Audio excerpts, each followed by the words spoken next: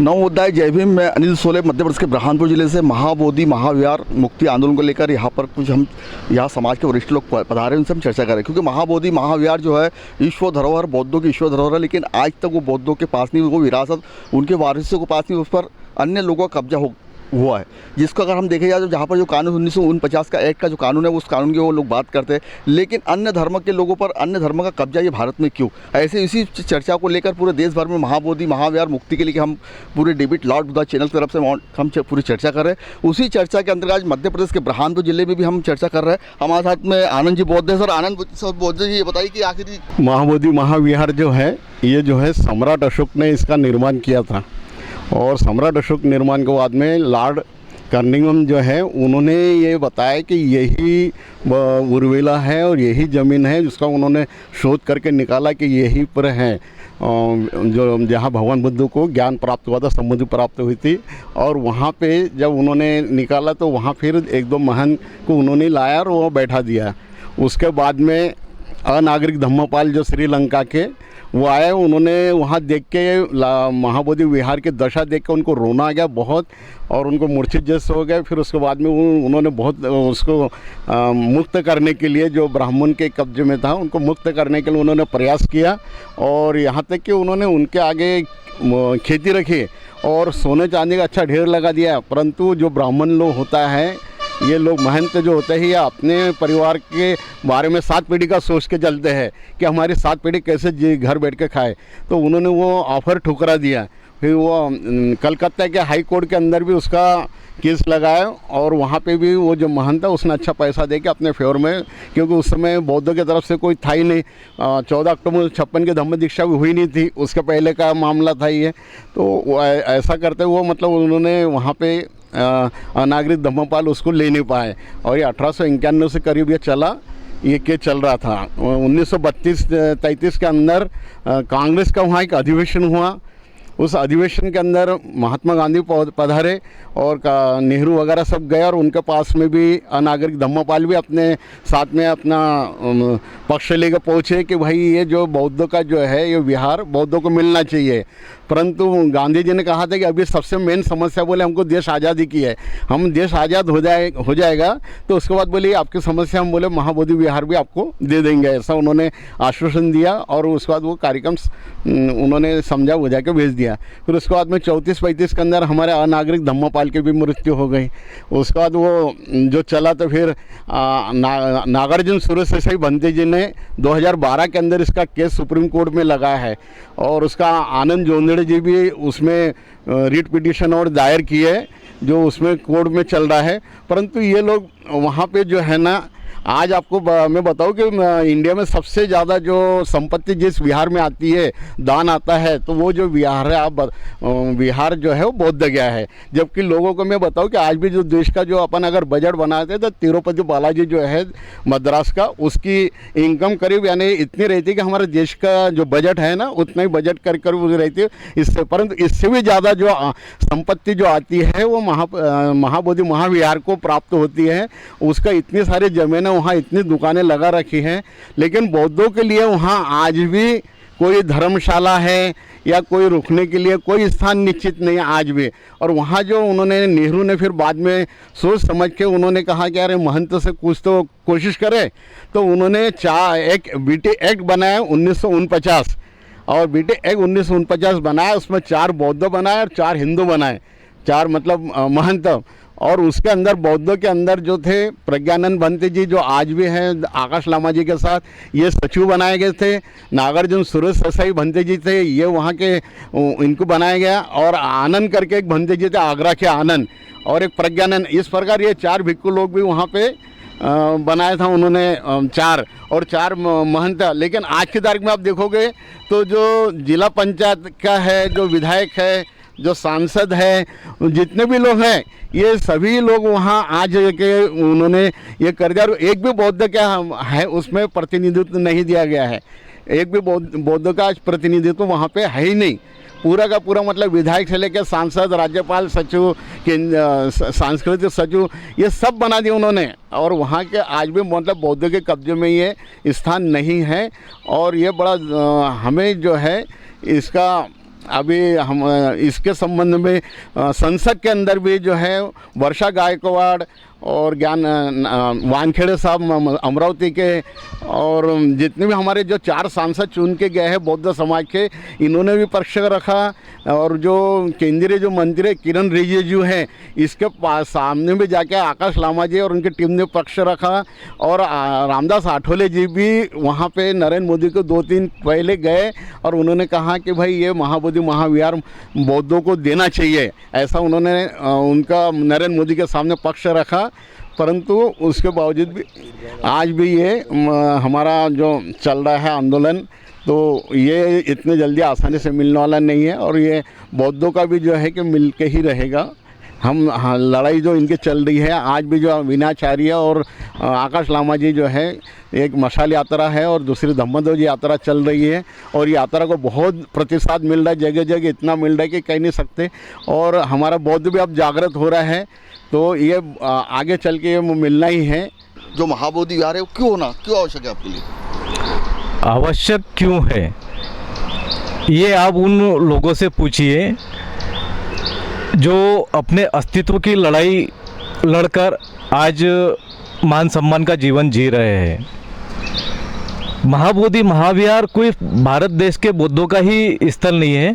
महाबोधि महाविहार अंतर्राष्ट्रीय स्तर का एक बौद्ध स्थल है और बौद्धों के लिए बहुत मायने रखता है। इसलिए बौद्धों के लिए बहुत मायने रखता है, उपासना का उनका स्थल है।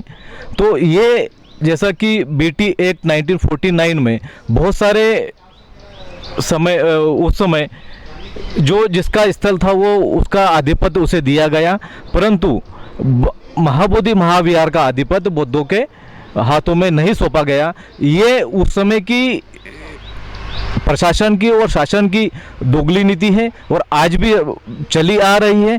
इसे उन्होंने खत्म करना चाहिए और महाबोधि महाविहार का जो प्रशासन है, जो उसके देखभाल है, वो बुद्धिस्ट लोगों को सौंपना चाहिए। कैसे कर सकते हैं, उसके लिए क्या प्रयास करना चाहिए? प्रयास तो अभी हमारे जैसे पूर्व वक्ता ने बताया कि काफ़ी समय से संघर्ष जारी है और ये संघर्ष कब तक चलेगा कुछ कह नहीं सकते। अभी वर्तमान में भी विनाचार्य जी, आकाश लामा जी, ये अपने स्तर पे इस आंदोलन को, महाबोधि महामुक्ति आंदोलन के मुक्त कराने के आंदोलन को छेड़ चुके हैं। आज लगभग इसे करीबन 7 महीने होने को है और महाबोधि महाविहार के गया में भी आंदोलन स्थायी रूप से चालू है और ये अब भारत देश के कोने कोने में, शहर शहर में, नगर नगर में, गांव गांव में ये आंदोलन चल रहा है। ये जोत आज अंगड़ाई है तो आगे चल के ये चिंगारी का रूप, आग का रूप जरूर लेगी। और महाबोधि महाविहार इस मनुवादी व्यवस्था को, इस ब्राह्मणवादी व्यवस्था को मुक्त करना ही पड़ेगा। नहीं करेंगे तो क्या हो सकता है, अभी प्रेम से शांतिपूर्वक आंदोलन चल रहा है, आगे ये आंदोलन उग्र भी हो सकता है। जिस प्रकार हम देखें कि 26 जनवरी 50 को बाबा साहब अम्बेडकर का संविधान लागू हो गया और संविधान लागू होने के बाद जो है पुराने कानून खत्म होना चाहिए फिर, लेकिन बीटी एक्ट कैसा लागू है?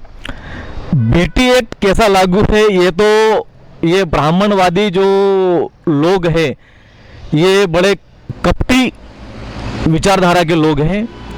ये लोग मैं तो ये कहता हूं कि ये लोग लालची हैं और जो वहां से धन आता है उस धन के लालच में वो महाबोधि महाविहार को मुक्त कराना नहीं चाहते हैं, परंतु ये अब नहीं चलेगा।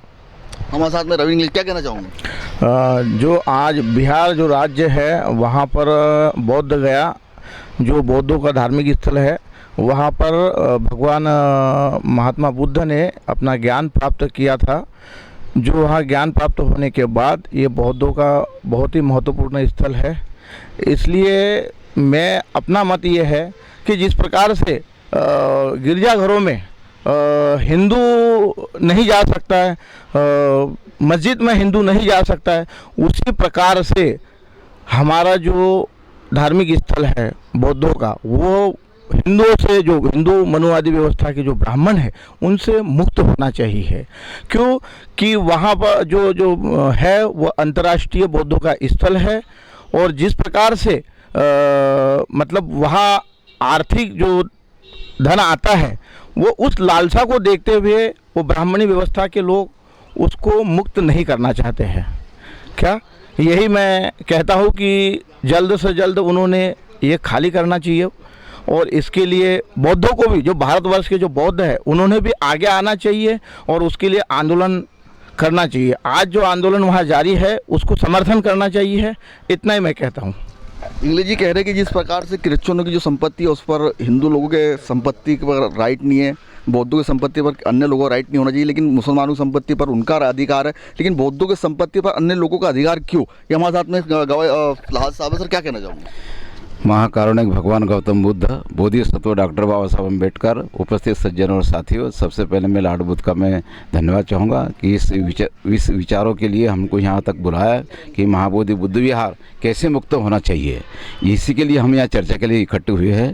साथियों, मैं ये बताऊँगा कि महाबोधि विहार जो है वो सम्राट अशोक द्वारा निर्मित है और ये बाबा भगवान गौतम बुद्ध को वहाँ ज्ञान प्राप्त हुआ है। वो विश्व विख्यात धरोहर है, कोई भारत की ही नहीं है, परंतु कई वर्षों से वहाँ केस चल रहा है और केस होने के बावजूद भी वो कोई निर्णय नहीं हो पा रहा है। जबकि इस भारतीय संविधान के अंदर लिखा गया है कि एक ही लाइन के अंदर धारा 13 के अंतर्गत जो बाबा साहब ने संविधान लिखा उसमें एक ही वड़ी के अंदर कहा गया है कि सारे पुराने जितने कानून हैं वो समाप्त किए गए, परंतु इस बुद्ध विहार महाबोधि विहार का जो बीटी एक्ट है वो क्यों रद्द नहीं किया गया? इसके पीछे कुछ लालची लोगों ने उस चीज़ को पकड़ के रखा है और बुद्ध विहार जो है वो छोड़ने का नाम नहीं ले रहे हैं और वो अपनी पुरानी परंपराओं के हिसाब से वो उनका वो पूजा पाठ करते हैं और वो चारों तरफ से अलग अलग प्रकार के देवी देवताओं को वहाँ बैठा करके वहाँ वो उपस्थित हुए हैं। मैं ये चाहूँगा कि हमारे देश के जो सर्वोच्च न्यायालय के जो CJI साहब है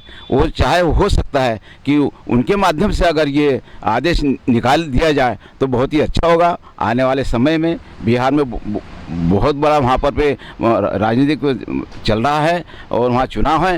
हो सकता है अगर हमारी सरकार वहाँ आ जाती है, हमारी विचारधारा की सरकार अगर वहाँ आ जाती है तो बीटी एक्ट बराबर रद्द होगा और वो हमारे भारत के बौद्धों को मिलना चाहिए। और मैं यही चाहूँगा कि यहाँ बुरहानपुर ज़िले में भी हमारी यहाँ पर रैलियाँ निकालना चाहिए और शांतिपूर्वक रैलियाँ निकालना चाहिए। और मैं बौद्ध महासभा से निवेदन करूँगा और सभी लोगों से निवेदन करूँगा जितने बुद्धिस्ट है SC OBC को साथ में लेकर के रैली बहुत बढ़िया निकालना चाहिए, शांतिपूर्वक निकालना चाहिए और इसी प्रकार से ये कार्यक्रम आयोजित रहते करना चाहिए। और इतना कहकर अपना स्थान ग्रहण करता हूँ। धन्यवाद। जय भीम, जय भारत। हमारे साथ में सोनलाल जी जोरे हैं। सर, महाबोधि महाविहार जो है, क्या जिस प्रकार साहब कह रहे हैं कि सरकार बनेगी तो वो एक ख़त्म हो सकता है, तो क्या बिहार में अगर राज्य सरकार कर सकती है? सर शौर्य जी, सर्वप्रथम मैं आपका हृदय से आभार मानता हूँ, लॉर्ड बुद्धल चैनल का आभार मानता हूँ। आप बौद्ध अनुयायियों को एक ऊर्जा पैदा कर रहे हैं और उनमें भगवान बुद्ध जो हमारा बुद्ध विहार है जो गया में है वो लोगों को मिलना चाहिए, अपने लोगों को। और देश भर में आंदोलन छिड़ चुका है, सुप्रीम कोर्ट में केस चालू है और मेरे पूर्व साथियों ने कहा कि 1949 का जो एक्ट है वो निरस्त होना चाहिए और बुद्ध विहार जो है बौद्ध अनुयायी को मिलना चाहिए। और इसलिए मिलना चाहिए कि हमारा देश विभिन्न प्रकार के धर्मों से है और हर मुसलमान अपने मस्जिद को मानता है, हिंदू अपने मंदिरों में जाता है, सरदार जी अपने गुरुद्वारों में जाते हैं, क्रिश्चन अपने गिरजाघरों में जाते हैं। तो हम कहाँ पर जाए? हमको भी हमारा बुद्ध विहार मिलना चाहिए। और हमने हमारे लोगों को एकत्रित करके हमारे जो ज़िले के सांसद है, ज़िले के विधायक है, इनको आवेदन पत्र देना चाहिए और हमारी अपनी मांग उनके सामने रखना चाहिए ताकि वो संसद में उठाए। क्योंकि ये जो बुद्ध विहार है ये केंद्र सरकार के अधीन है और केंद्र सरकार ही इसका जो कानून रद्द करेगी, उसी के बाद ही बुद्ध विहार हमारे को मिलेगा।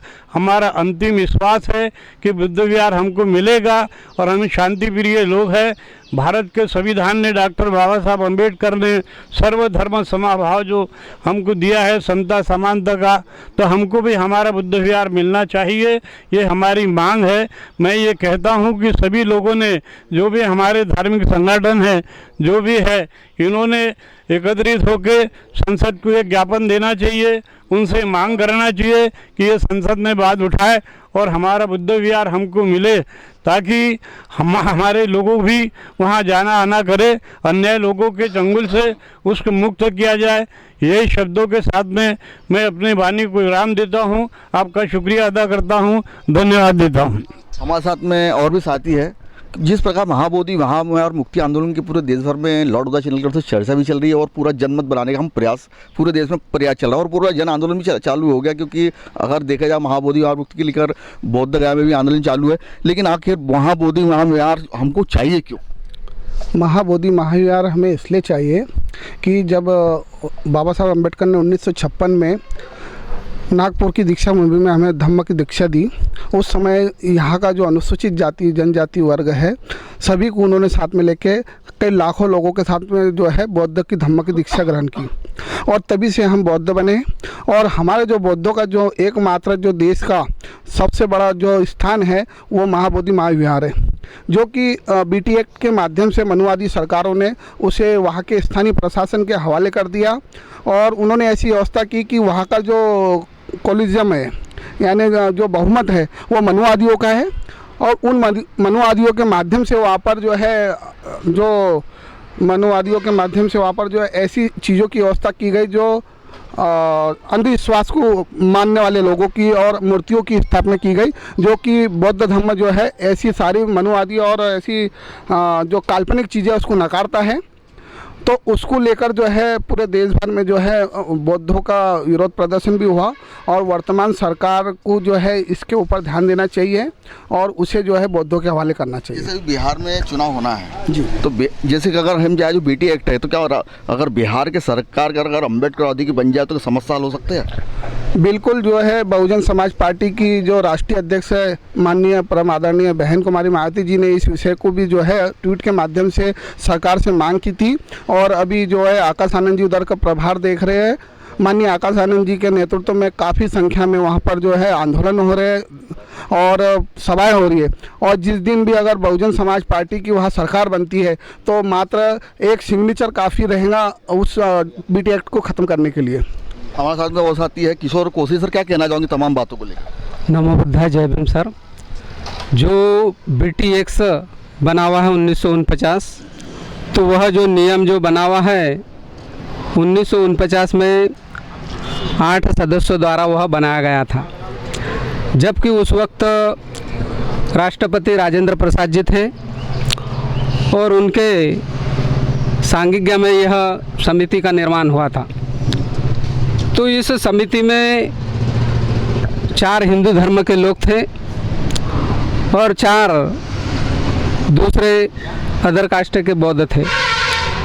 तो इस तरह से हमारी लड़ाई यही है कि हमें समता पे आधारित समाज की व्यवस्था चाहिए, परंतु BT एक्ट 1949 के तहत जो वहाँ पे समिति बनी उस समिति में बहुमत जो था तो हिंदुओं का था और बुद्धिस्ट जो लोग थे वो संख्या में 3 ही थे। तो इसका हमें शुरू से विरोध है और अभी भी हमारा विरोध उसी को लेकर चला आ रहा है। और विरोध हमारा ये भी है कि महाबोधि महाविहार, जैसे कि हमारे पूर्व वक्ता ने बताया, वो सम्राट अशोक के द्वारा एक छोटे से स्थल के रूप में स्थापित किया गया था। फिर वो सने सने अपने गुप्त वंश के जो राजा थे उन्होंने भी उसको बढ़ाया चढ़ाया और वहाँ पे जो बोधि वृक्ष है, जो तथागत बुद्ध से संबंधित जो 3-4 और घटना है, जैसे वज्रासन है, जब वो बैठे थे ये ठान के कि मैं यहाँ जब तक मुझे यहाँ पे महाबोधि प्राप्त नहीं होगी तब तक मैं यहाँ से हटूंगा नहीं, ऐसा वज्रासन है।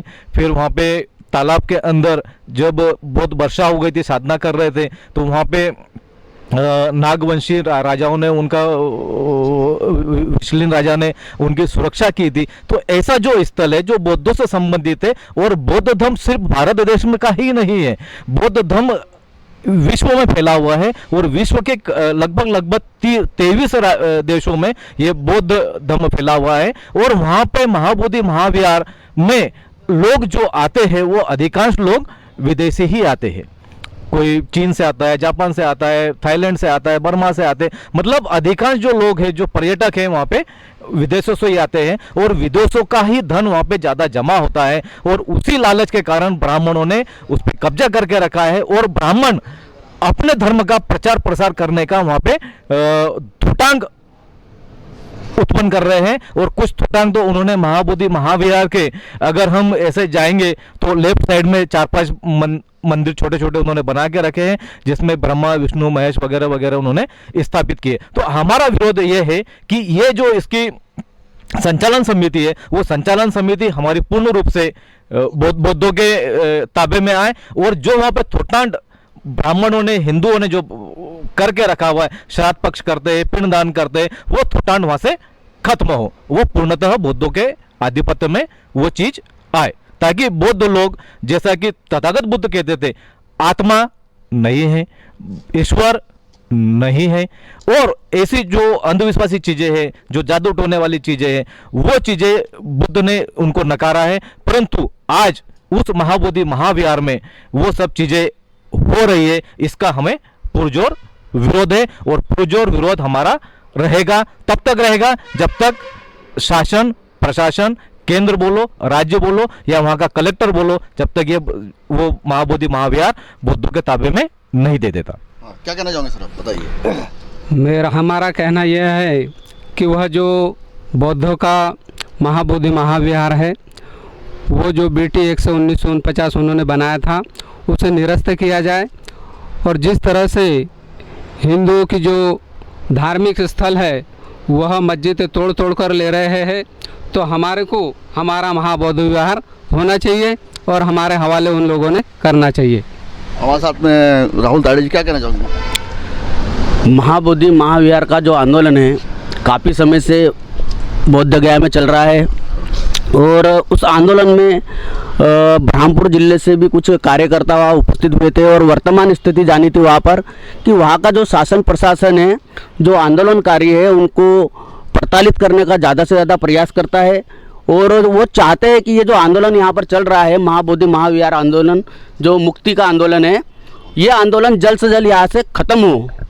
शासन प्रशासन की मंशा ही है और शासन प्रशासन चाहती नहीं है कि ये आंदोलन चलता रहे और ये महाबोधि महाविहार जो है बौद्धों के हाथों में जाए, क्योंकि महाबोधि महाविहार ऐसा एक स्थल है जो विश्व में जाना जाता है और भारत के अंदर जो धन आता है, जो दान आता है, वो बौद्धों के नाम से आता है और महाबोधि महाविहार में जो करोड़ों रुपए का दान आता है वो शासन प्रशासन के आंखों में चमकता है और उनको ऐसा लगता है कि ये महाबोधि महाविहार अगर बौद्धों के हाथों में चले गया तो जो सरकार का पैसा आता है बौद्धों के नाम से, जो यहाँ विदेशी लोग आते हैं बाहर से तीर्थ यात्रा करने के लिए, यहाँ पर जो करोड़ों रुपए दान देते हैं, वो पूरा पैसा बौद्धों के हाथ में जाएगा और पूरे भारी तादाद में जो वो पैसा जो मनुवाद को बढ़ावा करने के लिए वो इस्तेमाल करते हैं, तो ये पैसा ये यहाँ के बौद्ध लोग बौद्ध धर्मों को बढ़ाने के लिए इस्तेमाल करेंगे। यही डर वहाँ के शासन प्रशासन और पूरे देश के शासन प्रशासन को लगा पड़ा है, इसीलिए वो बौद्धों के हाथ में देने की उनकी मंशा नहीं है। लेकिन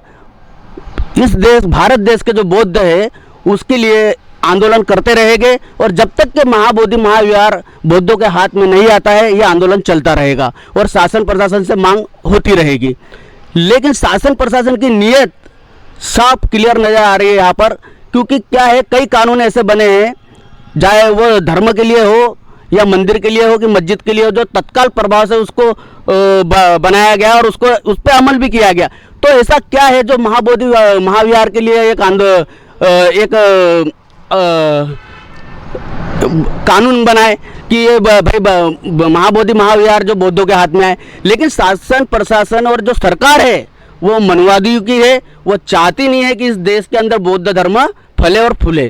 क्योंकि इसी बात को रखते हुए मेरे बात को मैं समाप्त करता हूँ। जय महोदय। क्या कहना चाहोगे। आर्टिकल 13 ये कहता है कि 1900 जब संविधान लागू हुआ 1926 जनवरी 1950, इसके पहले के जितने भी स्मृतियाँ हैं, जितने भी कानून हैं, जितने भी असमानता पे आधारित जो भी है, सबको जीरो कर दिया है।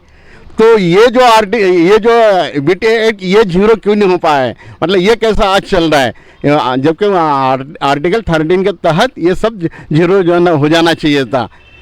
तो मैं यही कहता हूँ कि ये जीरो हो जाना चाहिए था, लेकिन ये चल रहा है। और जो 8 जो बता रहे हैं उसके जो 4 बौद्ध और 4 महंत, लेकिन उनका जो बॉस है, जो चेयरमैन, वो वहाँ का कलेक्टर होता है। और कलेक्टर कौन होगा? जो हिंदू रहेगा। उसका स्पष्ट दिया हुआ है कि जो हिंदू कलेक्टर होगा, हिंदू कलेक्टर को ही लाएंगे। कोई इस्लाम या ईसाई या अन्य धर्म के कलेक्टर को वहाँ ला ही नहीं सकते। वो जब भी वहाँ कोई कलेक्टर आता है तो यानी हिंदू कलेक्टर को ही वहाँ पे भेजा जाता है, और वो हिंदू कलेक्टर मिलके 4 और वो मिलके 5, ऐसा इनका बहुमत हो जाता है। और ये जो 4 बौद्ध हैं, इनका वहाँ पे कुछ चल नहीं पाता। और आखिरकार में एक भी बौद्ध के हाथ में नहीं है वो, तो आज तो सभी पूरे हिंदू के पास में है।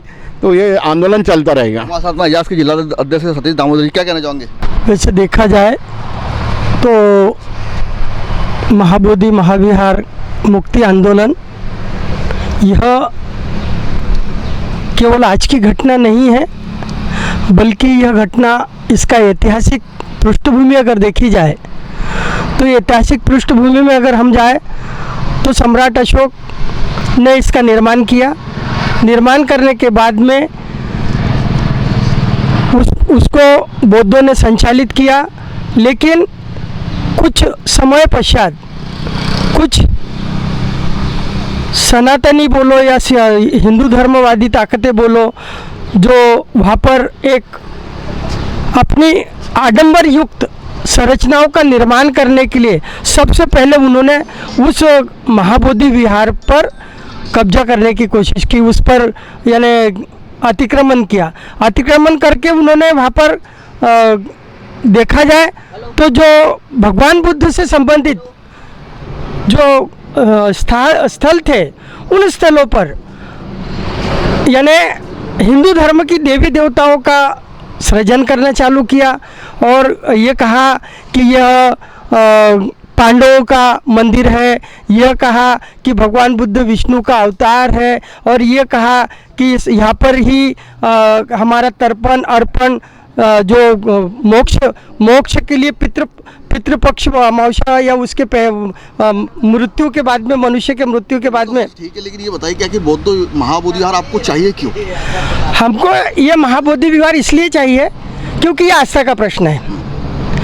अगर हिंदू धर्मावलंबी लोग अगर राम की जन्मभूमि को अपनी आस्था मानकर अगर उस पर अपना आधिपत्य जमाते हैं, तो हम बौद्ध अनुयायी, हम बौद्ध समर्थ यानी अनुयायी लोग, वो बुद्ध के प्रति हमारी आस्था है, और इस आस्था के होने के कारण जो पूर्व से एक्ट चला रहा है, वो एक्ट को समाप्त करके बौद्धों को समर्पित करना चाहिए। वहाँ पर क्यों हिंदू और मुस्लिम के 4 लोग और हिंदुओं के 4 और बौद्धों के 4 और उसमें डीएम कोई हिंदू ही हो या फिर कोई भी जाति का हो, इस प्रकार से ये जो गुमराह करने वाली जो शासन ये जो व्यवस्था है, इस व्यवस्था को मुक्त करके संपूर्ण आस्था को प्राथमिकता देते हुए उसे समाप्त करना चाहिए और पूर्णतः बौद्धों को समर्पित कर देना चाहिए। क्योंकि बौद्ध जो है अपनी आस्था रखते हैं, भगवान बुद्ध के प्रति आस्था संपूर्ण भारत में नहीं बल्कि विश्व के अनेक देशों में है। अनारिक धम्मपाल जी ने जो ये आंदोलन चलाया था, तो ये आंदोलन वो क्या यहाँ के थे? नहीं, वो भी बाहर के थे। वो बाहर से आके भारत यानी बौद्ध मुक्ति यानी बुद्ध गया विहार को मुक्त करना चाहते थे।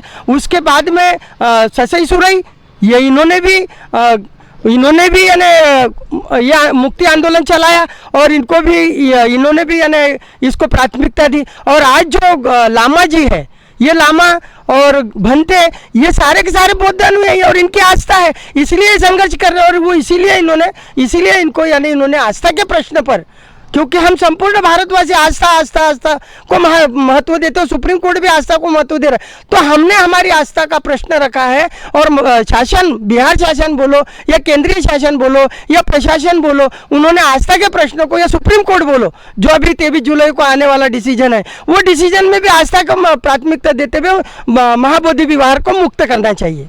और चैंटिंग का जो कार्यक्रम भी पूरा चॉकआउट हो चुका है, और वो अभी तक जो है ये 20वीं चैंटिंग हो रही है। इसके पहले 19 बार जो भी हुआ है तो वो विदेश के लोग करते थे, परंतु इस बार पहली बार हमारे भारत को इसका करने का सुअवसर प्राप्त हुआ। आयोजक भारत है और भारत के अंदर हमारे भंते विनाचार्य कर रहे हैं, जो कि विनाचार्य भंते जी जो है वो हमारे लाड बुद्धा टीवी के तरफ के मैं धन्यवाद देता हूँ कि वो जो भंते विनय रखिता जो है वो इस चैंटिंग के जनरल सेक्रेटरी है और वही जो है लाड बुद्ध हमारा जो महाबोधि महाविहार मुक्ति आंदोलन का जो नेतृत्व कर रहे हैं वो पूरा भिक्खु संघ के साथ में है, वो भिक्खु संघ ही ये भी कर रहे हैं। तो इस बार अभी मतलब हमारा जो आंदोलन जो है पहले से बहुत ज़्यादा तेज चल रहा है, क्योंकि पहले जो नागार्जुन सुरेश देसाई भंती जी थे, इन्होंने जो आंदोलन खड़ा किया था दिल्ली के अंदर और दिल्ली में वहाँ से चल रहा था, परंतु वहाँ पे उस समय उन आंदोलन को इन लोगों ने जैसा तैसा दबा दिया गया था, क्योंकि उस समय बौद्धों की संख्या कम थी। लेकिन आज करीब 17-18 करोड़ बौद्ध है और बौद्ध के तो लाओस और श्रीलंका और भूटान कई राष्ट्र तो ऐसे हैं कि जो टोटली बौद्धिस्ट कंट्री है, उनका धम्म ही बौद्ध है। तो और हमारा धम्म भी सम्राट अशोक के ज़माने में बौद्ध धम्म रहा है। तो आज ये जो लाड जो चालू हुई है, जो मशाल जो जलाई है हमारे आकाश लामा जी ने, ये मशाल बुझने वाली नहीं है और ये महाबोधि महाविहार मुक्त होके ही रहेगा और ये बौद्धों के कब्जे मिलना ही है। मैं ये कहना चाहता हूँ कि महाबोधि महाविहार जो आंदोलन में हमारे जो विनाचार्य भंते जी है, उनके ऊपर वहाँ की जो सरकार है उसका दूर रवैया वहाँ नज़र आया है। हमारे भंते जी को कुछ न कुछ कारण से उनको जेल भेजा गया, हमारी भावनाओं को ठेस पहुँची, इस भारत देश के बौद्धों को ठेस पहुँची, लेकिन सरकार जो है बौद्धों के भावनाओं को समझना नहीं चाहती है, क्योंकि सरकार ही चाहती है कि भाई इस देश के अंदर से बौद्ध धर्मों को समाप्त किया जाए और यहाँ हिंदू धर्म की स्थापना की जाए। क्योंकि सरकार की जो नीति है, उसकी जो सोच है वो बड़ी निंदनीय सोच है उसकी सरकार की, क्योंकि बौद्ध धर्म एक ऐसा धर्म है। बौद्ध विहार की बात करें, वो बौद्ध कैसा आ जाएगा? बौद्ध विहार अपने हाथ में, भाई बौद्धों के हाथ में इसलिए आएगा कि भाई जो आंदोलन चल रहा है उनकी मांग तो चल रही है कि भाई बौद्ध विहार जो है हमारे हाथ में आ जाए, लेकिन सरकार जब तक उसकी नीयत साफ नहीं रखेगी तो आंदोलन तो करते रहेगा, आंदोलन चलता रहेगा, लेकिन साथ साथ सरकार की भी नीति होना चाहिए भाई बौद्धों के हाथ में देने का। तो सरकार अगर चाहे तो वो आंदोलन बढ़ने के पहले बौद्ध लोगों के हाथ में बौद्ध विहार सौंप सकती है, लेकिन सरकार की नीति इसमें मेरे को नज़र नहीं आती कि सरकार चाहती है कि भाई बौद्ध जो विहार है वो बौद्धों के हाथ में जाए। क्योंकि आज भारत देश के अंदर एक विहार यदि बौद्ध लोगों के हाथ में चले गया तो सरकार को डर ये बैठा हुआ है कि जो 84,000 स्तूप जो बने हुए हैं भारत देश के अंदर, तो कल जाके उसकी भी मांग ना उठे और जब उसकी मांग उठेगी तो जितने भी बड़े बड़े मंदिरें जो बनी हुई है भारत देश के अंदर, वो कहीं ना कहीं उसकी जांच होगी तो वो बौद्ध मंदिर कहलाए जाएंगे। इसी कारण सरकार भी डरी हुई है और बौद्ध विहार जो महाबोधि विहार का है वो कोई भी हालत में हम लेके रहेंगे। उसके लिए कितना भी बड़ा आंदोलन करना पड़े, कितने भी बलिदान देना पड़े, हम दे के रहेंगे। महाबोधि महाविहार मुक्ति आंदोलन के इतनी जल्दी से निष्कर्ष पर पहुंचना मैं नहीं समझता कि उचित है, क्योंकि ये संघर्ष तो सदियों से चला आ रहा है और सदियों से चले आ रहा है और हम आज भी इस देश में भुक्तभोगी है, पीड़ित है। परंतु आज महापुरुषों की जन जागृति के माध्यम से हम ये जान गए हैं कि हमारा अधिकार क्या है, हमारा हक अधिकार क्या है। उस हक अधिकार को लेने के लिए हम संघर्ष हमारा जारी रखेंगे। क्या कहना चाहिए? मेरा यही कहना है कि महाबोधि महाविहार मुक्ति आंदोलन जो है काफ़ी समय से चल रहा है, लेकिन बहुजनों की एकमात्र जो देश की तीसरी सबसे बड़ी पार्टी है, राष्ट्रीय पार्टी बहुजन समाज पार्टी, अगर भारत के बहुजन अगर बहन जी को इस देश का प्रधानमंत्री बनाते हैं और अपनी सरकार बनाते हैं तो मुझे नहीं लगता कि बौद्धों के किसी भी विरासत पे कोई मनुवादी कब्जा कर सकता है। इसका एकमात्र मार्ग है, एकमात्र रास्ता है परम आदरणीय बहन कुमारी मायावती और बहुजनों की सरकार, बहुजन समाज पार्टी की सरकार। जी, अगर हम देखा है संसद में अन्य सांसदों ने भी सवाल उठाए इस मुद्दों को लेकर जो बौद्ध समाज से जीत के आए हैं, उस पर क्या कहना चाहोगे? जो आवाज़ उठाने की बात है, लेकिन वो कहीं ना कहीं मनुवादियों के राजनीतिक जो दल है उनके खूंटों पे बंधे हैं। वो दिखावा है एकमात्र, लेकिन सरकार महत्वपूर्ण होती है। अगर बहुजनों की सरकार आएंगी, देश के सामने उदाहरण पेश किया बहन कुमारी मायावती जी ने कि यूपी के अंदर जो है बौद्धों का जो है विरासतों को बचाने का भी काम किया और बौद्धों को विकसित करने का भी काम किया। तो मैं तो ये मानता हूँ कि इस देश की एकमात्र नेता है परम आदरणीय बहन कुमारी मायावती जी, जो इस बौद्धों की विरासत को बचा भी सकती है और विकसित भी कर सकती है। धन्यवाद। क्योंकि अगर हम देखा जाए जिस प्रकार अशोक सम्राट जब राजा था, शासक था, तो पूरे देश में 84,000 बौद्ध स्तूप बनाए थे। अगर अशोक सम्राट के सपनों की अगर भारत में भी सरकार बनती है तो निसंदेह भारत फिर बौद्ध में जाएगा। सर क्या कहना चाहोगे? सर मैं ये कहना चाहता हूँ कि महाबोधि महाविहार को अगर मुक्ति नहीं दी जाती है, भारत में अगर मुक्ति नहीं दी जाती है, तो उसका केवल एक ही कारण है कि अनेक राजा और नेताओं में जितनी ताकत नहीं है वो कुछ कर नहीं सकते, अभी भी कुछ कर नहीं रहे, ना कुछ बोल रहे हैं। लेकिन इसके मैं आपको एक बात बता दूं कि इसके लिए केवल जन आंदोलन ही सही रहेगा, और जब तक जन आंदोलन देश में नहीं होगा तब तक के कोई भी बात देश में हमारे मूल निवासी के पक्ष में कोई बात हो नहीं सकती। इसलिए जन आंदोलन जरूरी है और इसके लिए बामसेफ है, वो आगे बढ़ेगा और अपना काम करेगा और हमें मुक्ति मिलेगी। धन्यवाद। हमारे साथ में जोरी सर क्या कहना चाहोगे? सर मैं ये कहना चाहूँगा कि बुद्ध विहार हमको मिलना चाहिए, और जैसा मोदी जी का नारा है सबका साथ सबका विकास, तो उन्होंने अपने कथनी करने में कोई फ़र्क नहीं रखना चाहिए। हमको हमारा बुद्ध विहार मिलना चाहिए, और ये जन भावनाओं की भी हमारी आस्था है और इसके ऊपर उन्होंने ध्यान देना चाहिए। मैं लाड बुद्धा चैनल के माध्यम से मोदी जी से ये कहना चाहूँगा कि हमारी भी अपनी आस्था है और हमको हमारा बुद्ध विहार मिलना चाहिए, ताकि भारत के दोस्त अपना तीर्थ स्थान को पहचाने और वहाँ पर जा सकते हैं, आ सकते हैं। दूसरे अन्य लोग भी अपने तीर्थ स्थानों पे जाते हैं, आते हैं। यही मैं कहूँगा कि जन आंदोलन उठ चुका है और ये कहीं रुकने वाला नहीं है। मन में है विश्वास, हम होंगे कामयाब, मन में है विश्वास, हम होंगे कामयाब एक दिन। ये जनता जनार्दन है और जरूर मिलेगा हमको। इन्हीं शब्दों के साथ में धन्यवाद देता हूँ। हमारे साथ में दामोदर जी क्या कहना चाहोगे? सर जैसे कि आपने अभी कुछ वक्तव्य सुने, उन वक्तव्य के माध्यम से हमारे सामने ये प्रश्न उपस्थित हुए, किसी भी धार्मिक स्थल का, चाहे वो किसी भी धर्म का हो, उसमें पूर्ण स्वतंत्रता अगर होती है तो उस धर्मावलंबियों की होती है। लेकिन दुख की बात है कि एक केवल मात्र भारत में ये एक कुशासन बोला जाए या अत्याचार वाला, अन्याय वाला व्यवस्था बोली जाए कि जो अल्पसंख्यक समुदाय है, जिसमें बौद्ध समुदाय भी आता है, और बौद्ध समुदाय अल्पसंख्यक होने के साथ ही उसकी आस्थाओं को, उसकी यानी धार्मिक भावनाओं को शासन प्रशासन विगत कई वर्षों से, भारत राष्ट्र स्वतंत्र होने के पूर्व नेहरू से लेकर गांधी से लेकर जितने भी लोग रहे हैं, उन्होंने केवल एक धर्म का पक्ष लेकर अल्पसंख्यक समुदाय पर अन्याय ही किया है। उसका प्रतीक ये महाबोधि विहार मुक्ति आंदोलन है। जब यह प्रश्न 1922 में भारतीय राष्ट्रीय कांग्रेस के अधिवेशन में उठाया गया, तो उसमें गांधी जी ने यह कहा था कि हाँ, हम आपके लिए कुछ प्रयास कर रहे हैं। तो पहले सर्वप्रथम प्राथमिकता यह है कि भारत देश आज़ाद होना चाहिए। उसके बाद ये ऑटोमेटिकली आपका विहार भी, आपका मंदिर भी मुक्त हो जाएगा। हमने विश्वास किया, हमारे समुदाय ने विश्वास किया। अब क्या निष्कर्ष निकल सकता है? निष्कर्ष ये निकलेगा कि अगर हम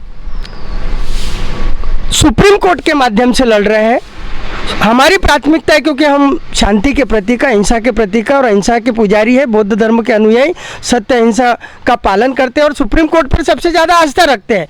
और उस आस्था के कारण अगर उस सुप्रीम कोर्ट ने भी अगर हमारे मुक्त महाबोधि विहार को मुक्त करने के लिए कोई यानी प्रयास नहीं किया और किसी के जोर दबाव में आकर अगर डिसीजन दिया, तो हो सकता है, आपने अभी उदाहरण देखा नेपाल का, नेपाल में केवल तानाशाही शासन प्रवृत्ति के खिलाफ युवाओं ने, युवा ब्रिगेड ने अगर जन आंदोलन छेड़ सकते हैं और वहाँ की सत्ताओं को परिवर्तन कर सकते हैं, तो हम तो ये हमारा हक है, हमारा अधिकार है, हम क्यों नहीं ले सकते हमारा बुद्ध विहार? हम भी देखा आपने, अभी बिहार में भी देखा, असम में भी देखा। असम में आदिवासी समुदाय ने एक जन आंदोलन खड़ा किया और अपनी आवश्यकताओं को मद्देनजर सीएम के सामने इतना जन समर्थन दिया कि वहाँ पर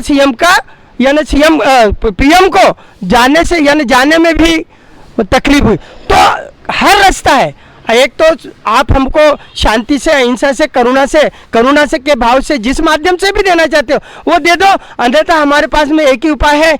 अगर युवा ब्रिगेड और शिक्षित लोग अगर जागृत हो गए और समाज के युवा लोग अगर इसको प्राथमिकता देने लग गए, घर से और फेसबुक से और इससे आंदोलन न चलाकर अगर रोड पर आ गए, तो इसका परिणाम विपरीत भी हो सकता है और हम जन आंदोलन के माध्यम से भी उस विहार को मुक्त करवा सकते हैं और आगे बढ़ सकते हैं। क्या कहना चाहूँगा? सर, भारत एक धर्मनिरपेक्ष राष्ट्र है और यहाँ सभी धर्मों को अपनी स्वतंत्रता और अपनी बात रखने का अधिकार है।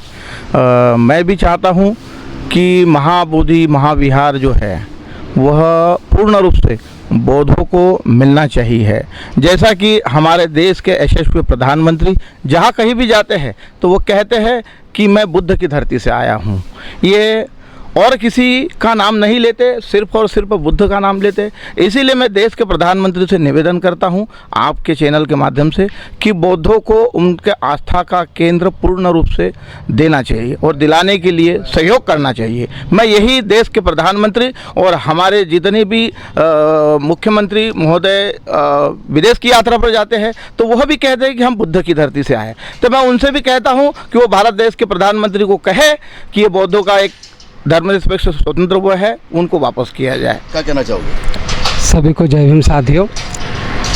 जब हम लोग 2014 के अंदर दिल्ली में गए थे कि भाई जो महाबोधि महाविहार है यह बौद्धों को सौंपा जाए, उस वक्त जंतर मंतर पर गए और वहाँ पर आठवले साहब ने जो ज्ञापन हमने लिखित दिया था वह उन्होंने अपने पास लिया और उन्होंने कहा कि मैं मोदी जी को दूंगा और आपको जो भंते आनंद के नेतृत्व में जो आंदोलन चलाया था, तो आठवले जी साहब ने कहा कि यह जो आपका महाबोधि महाविहार है यह आपको अवश्य मिलेगा। तो उस वक्त से जितने भी मंत्री लोग आए हैं, वक्तागण आए हैं, केवल आश्वासन ही दिया है, किसी ने हमारा जो महाबोधि महाविहार है हमें नहीं दिया। अशोक सम्राट ने जो 84,000 बौद्ध विहारों का निर्माण किया था, उन बौद्ध विहारों के ऊपर इन्होंने हर एक तरह से कपड़े पहनाकर बुद्ध को देवी देवताओं का रूप दे दिया है। इन्हें डर है कि इन्हें अगर महाबोधि महाविहार दे दिया गया तो यह जितने भी मंदिर हैं हमारे जो कि बौद्धों के हैं यह इन्हें वापस देना पड़े, इसलिए वह देने में हिचकिचा रहे हैं और दे नहीं रहे। वहाँ पर हम लोग अभी जो गए थे 5 पांडव बताए जाते हैं, लेकिन वह झूठ है। मैं स्वयं अंदर गया और निष्कर्ष क्या निकल सकता है? निष्कर्ष यह निकल सकता है कि हम यहाँ पर सब इकट्ठे हुए हैं। जो महाबोधि महाविहार है मनुवादियों के कब्जे में है, वह हमारे आस्था का प्रतीक है, तो यह हमारे हवाले उन्होंने करना चाहिए। ठीक है। और सर और कुछ कहना चाहूँगा? मैं ये बताना चाहता हूँ कि जो आर्टिकल है, जो हमारी जो याचिका दायर की गई भंतेजन नागार्जुन सुरसई के द्वारा 0380/2012 और उसमें जो आनंद एच जोंजड़े द्वारा जो केस में जो हस्तक्षेप या अर्जी कहते हैं जिसको 6/11/75 और आनंद जोंजड़ साहब ने बताया कि भाई हमने ये जो पुरावे जो दिए हैं कि बुद्ध ने यहाँ पे ज्ञान प्राप्त किया, बुद्ध ने यहाँ पे वज्रासन पे बैठे हैं, यहाँ बुद्ध का ही है। और बुद्ध ने यहाँ ऐसा ऐसा किया, जो भी उन्होंने पूरे कार्य जो बुद्ध के किए वो पूरा का पूरा डॉक्यूमेंट्स हमने सुप्रीम कोर्ट के अंदर प्रस्तुत कर दिया है। और वो जो है वो विष्णु का अवतार बताना चाहते हैं, लेकिन विष्णु का अवतार बुद्ध ने ही कहा कि कोई अवतार होता नहीं है बौद्धों में। और बौद्ध में जो है मतलब यानी उनके 4 आर्य सत्य होते हैं, 4 आर्य सत्य और आर्य अष्टांगिक मार्ग, ये इसी पे मतलब पूरा उन्होंने अपना पूरा बौद्ध का कल्चर पूरा वहाँ पे सुप्रीम कोर्ट में प्रस्तुत कर दिया है। और अपना पक्ष बहुत मजबूती के साथ रखा गया है आनंद जोंधड़े साहब ने। और ये जो है ये जो अगर इसका डिसीजन होगा तो ये 110% ये बौद्ध के पक्ष में होगा, क्योंकि यह आस्था से भी ले लो और डॉक्यूमेंट से भी ले लो और उससे भी ले लो, तो वहाँ हिंदू लोग का कुछ उसमें उनका कुछ निकलता नहीं है कि भाई ये इस कारण हमको दे दो। खाली एक ही उन्होंने कहा कि भाई ये विष्णु का अवतार है इसलिए हमें ये हिंदू मानते हैं। लेकिन हम बौद्धों की तरफ से हमने पूरा बताया कि बौद्ध जो है त्रिपिटक है, जो पूरा वर्ल्ड मानता है त्रिपिटक, और त्रिपिटक के आधार पे चलता है। तो इस आधार पे वहाँ पे आनंद जोंधड़े साहब ने बहुत अच्छा इसका पूरा डिजाइन दिया है और पूरा प्रस्तुत किया है। और उसी आधार पे मैं कह सकता हूँ कि ये जो है सुप्रीम कोर्ट का जो निर्णय आएगा तो हमारे पक्ष में आएगा, हम इसी के आशा रखते हैं।